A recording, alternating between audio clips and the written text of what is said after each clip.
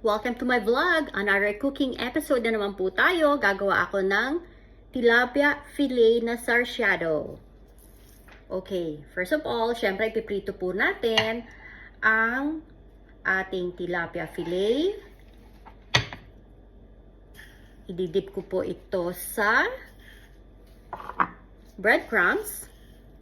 Ayan po. Make sure that it's really covered with the breadcrumbs. Para bago po natin iprito, talagang napakulutong po niya pagka-prito po natin. Okay? So, make sure, actually, I already seasoned the tilapia with garlic salt. So, na-season ko na po yan with garlic salt.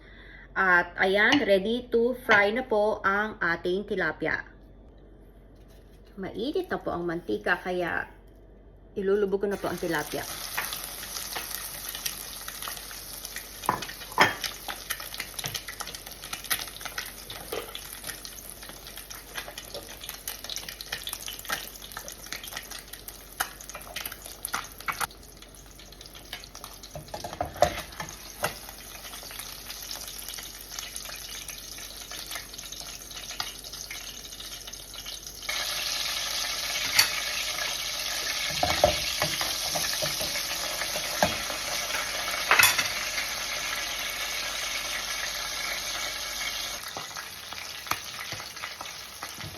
Okay, luto na po itong isang tilapia na to, itong tilapia fillet.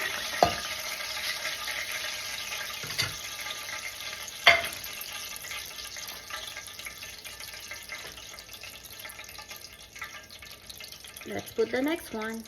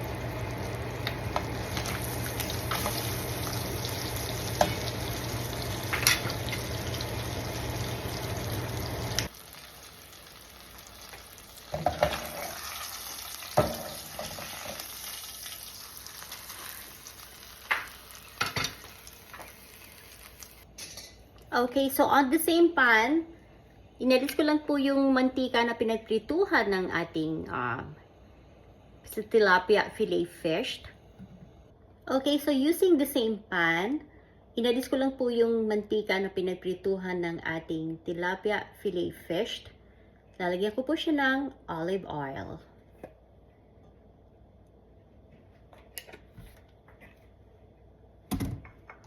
At syempre po, garlic.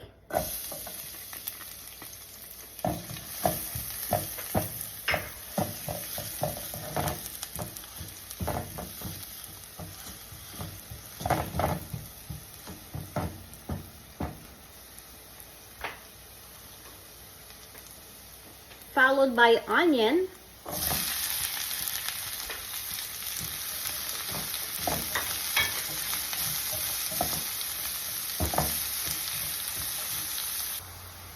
Next is tomatoes.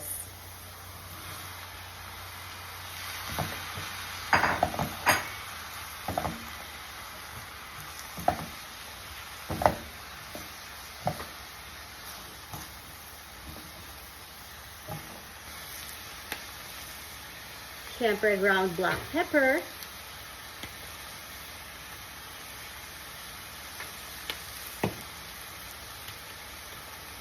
At ang ating pampalasang patis.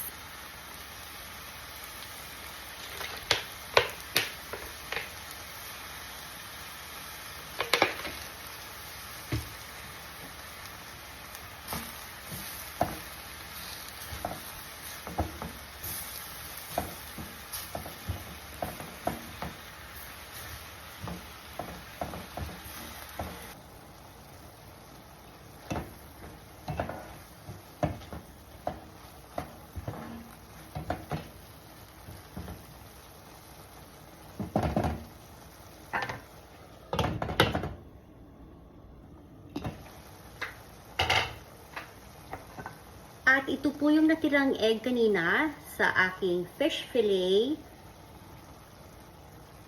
Sasama ko na rin po dyan para po hindi masayang ang egg.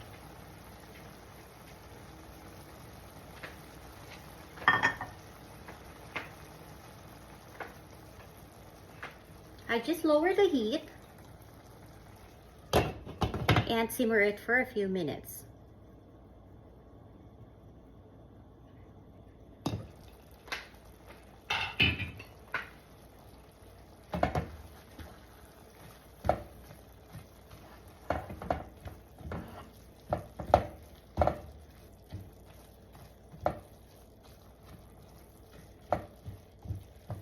Luto na po ang sauce ng ating sarsyado. Okay, so ito na po yung fish fillet. Tilapia fish fillet. At lalagyan ko na po siya ng sauce ng sarsyado. Okay. Most of the time po, pagka nagluluto ako, hinihiwalay ko po ang pinaka-sauce ng ating sarsyado. So, ganyan po ang ginagawa ko. Bon appetit! At marami pong salamat muli sa panonood ninyo. Don't forget to subscribe to my YouTube channel. Thank you guys for watching. See you later! Tilapia Filet Sarsyado. Ang sarap!